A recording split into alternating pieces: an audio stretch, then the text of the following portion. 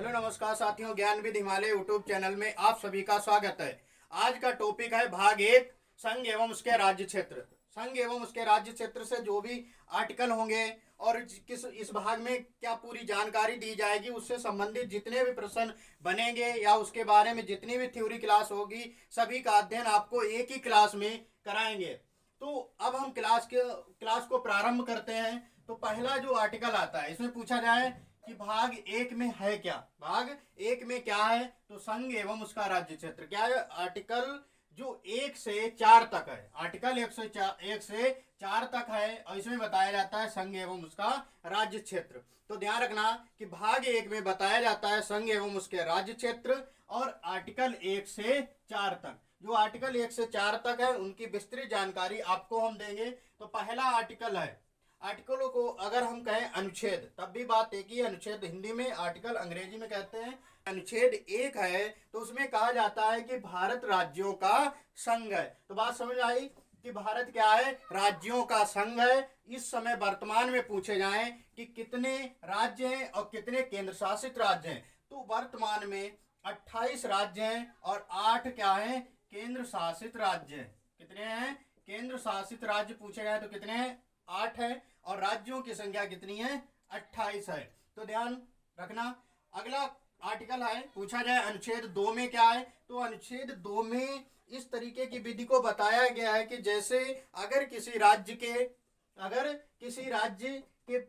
प्रवेश करना हो, किसी राज्य का प्रवेश करना हो या उसकी स्थापना करनी हो, क्या करना हो, प्रवेश करना हो या स्थापना करनी हो, तो इसकी पावर संसद के पास होती है। यह संशोधन जो होगा, यह संशोधन आर्टिकल 368 के तहत नहीं माना जाएगा, क्योंकि इस प्रकार के संशोधन की पावर संसद के पास होती है। तो आर्टिकल 2 याद रखना कि अगर कोई भी संघ में, अगर कोई देश में नए राज्य को प्रवेश करना है या नए राज्य की स्थापना करनी है, तो आर्टिकल 2 में उसके बारे में बताया गया है। 3 में बताया जाता है कि संसद द्वारा साधारण बहुमत से, क्या साधारण बहुमत से नए राज्यों का गठन किया जाएगा, और किसी राज्य के क्षेत्र या सीमा में परिवर्तन करना या नाम में परिवर्तन करना तो आर्टिकल 3 के तहत किया जाएगा। बात समझ आ रही कि नहीं। तो आर्टिकल 2 में क्या बताया गया कि संसद को संघ में नए राज्यों को प्रवेश करना या स्थापना करने की पावर होती है। आर्टिकल 3 में बताया गया कि संसद के पास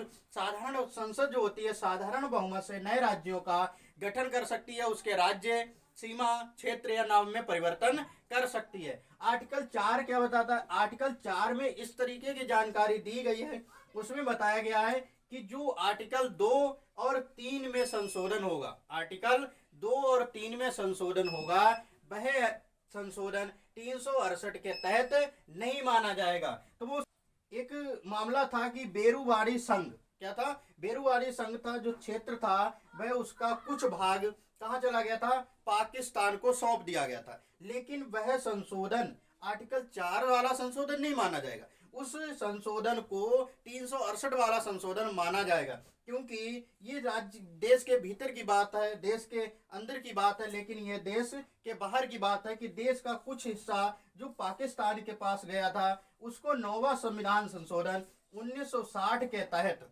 9वें संविधान संशोधन 1960 के तहत पाकिस्तान को दे दिया गया था। अब आता एक और केस था जिसमें जैसे 100वां संविधान संशोधन 2015 में हुआ था। 100वां संविधान संशोधन 2015 को हुआ था। बांग्लादेश को भारत का कुछ क्षेत्र था जो उसके हिस्से में आ रहा था, उसको दे दिया गया था। तो ये जो संशोधन किए गए, ये आर्टिकल 4 के संशोधन नहीं थे, ये 368 के तहत ये संशोधन किए गए थे। तो चारों आर्टिकल समझ में आए। पहले अनुच्छेद में क्या बताया गया कि भारत राज्यों का संघ है। दूसरे अनुच्छेद में बताया गया कि नए राज्यों का अगर प्रवेश करना है या स्थापना करनी है तो आर्टिकल 2 के तहत कर दी जाएगी। आर्टिकल 3 में बताया गया कि संसद को पावर होती है कि संघ में साधारण बहुमत से नए राज्य जिसे गठन करना है या उनके सीमा क्षेत्र में परिवर्तन करना है या उनके नाम को बदलना है, तो ये आर्टिकल 3 में कहा गया। आर्टिकल 4 में क्या कहा गया कि जो भी आर्टिकल 2 और 3 में संशोधन होंगे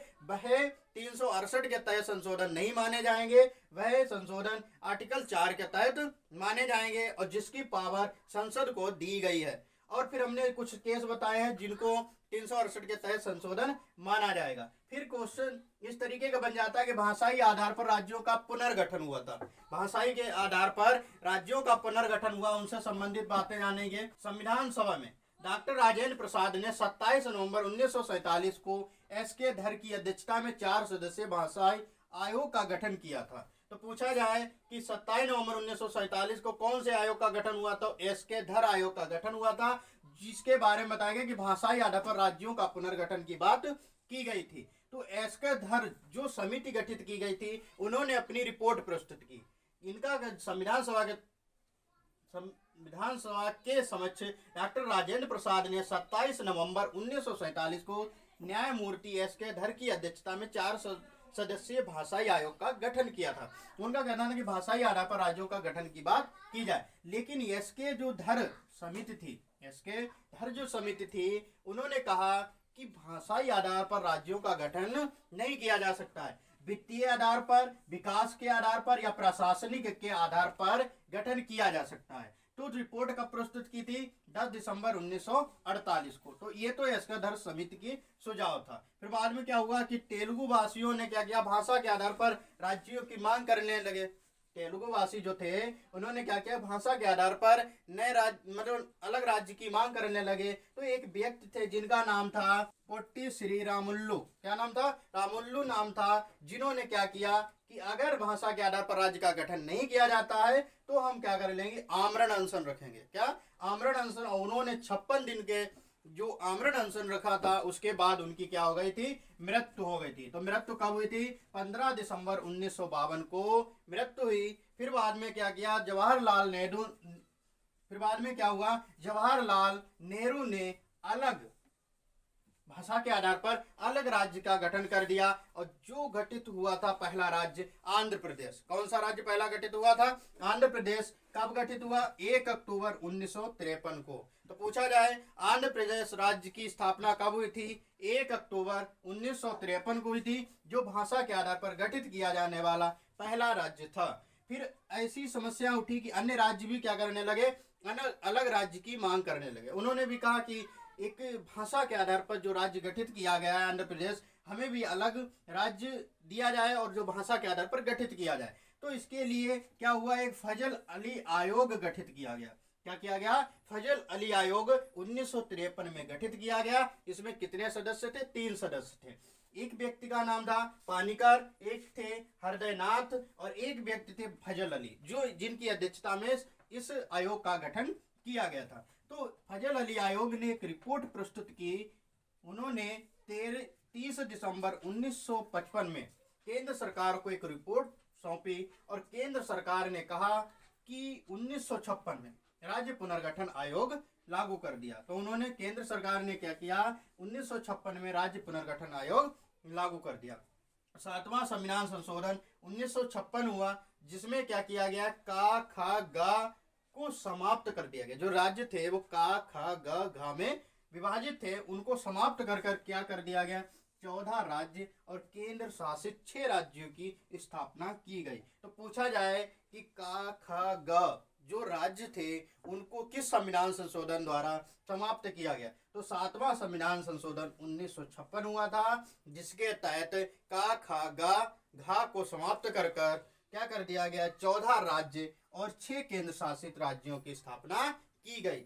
अच्छा, पांडुचेरी को भी जो केंद्र शासित राज्य बनाया गया, तो पूछा गया कौनवें संविधान संशोधन द्वारा, तो 14 जो संविधान संशोधन था 1962 में पांडुचेरी जो राज्य था उसको केंद्र शासित राज्य बनाया गया। पांडुचेरी क्षेत्र जो था 1954 में पांडुचेरी, माहे, एनम और कारिकल जो क्षेत्र थे वे फ्रांसीसियों के कब्जे में थे। किसके? फ्रांसीसियों के कब्जे में थे। 1954 में उन्हें क्या कर दिया गया, फ्रांसीसियों के कब्जे से छीन लिया गया। क्या कर दिया गया, फ्रांसीसियों जो थे उनके कब्जे में 4 क्षेत्र थे, पांडुचेरी, माहे, ओनम और कारिकल। इनको छीन कर क्या कर दिया गया, पांडुचेरी को एक केंद्र शासित राज्य घोषित कर दिया गया। फिर एक बार क्या हुआ कि जब ऑपरेशन विजय हुआ था, ऑपरेशन विजय जो पुर्तगालियों के विरुद्ध किया गया था, इसमें क्या था, 1961 में सैनिक कार्रवाई की गई। 1961 में सैनिक कार्रवाई की गई और गोवा और दमन को जो पुर्तगालियों के कब्जे में था उससे क्या कर दिया गया, मुक्त कर दिया गया। बात समझ आ रही कि 1961 में एक सैन्य कार्रवाई हुई जिसको कहा गया ऑपरेशन विजय। ऑपरेशन विजय का उद्देश्य था कि जो गोवा और दमन द्वीप है, गोवा और दमन द्वीप, उस पर पुर्तगालियों का कब्जा था, पुर्तगालियों का कब्जा था, उससे क्या कर लिया गया, उन्हें मुक्त करा दिया गया।